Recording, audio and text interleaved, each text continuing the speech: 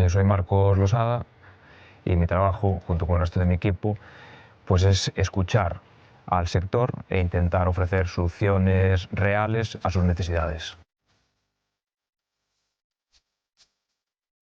Una de las necesidades que hemos identificado son las averías que tienen en monte.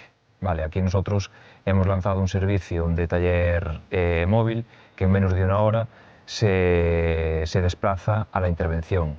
Si esta es más grave, tenemos también maquinaria de sustitución para que puedan seguir operando, para que puedan seguir trabajando sin problemas.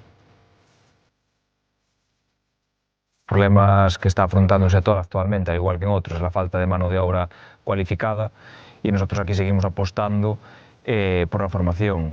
Estamos con cursos de más de 300 horas de práctica real con simuladores y maquinaria para intentar que estos nuevos profesionales pues, se incorporen al sector con una base sólida. También estamos colaborando con una empresa de búsqueda y movilidad de personal que lo está haciendo en el extranjero, concretamente en Latinoamérica, y lo que hace es poner en contacto pues, a estos profesionales del sector forestal con empresas aquí en España.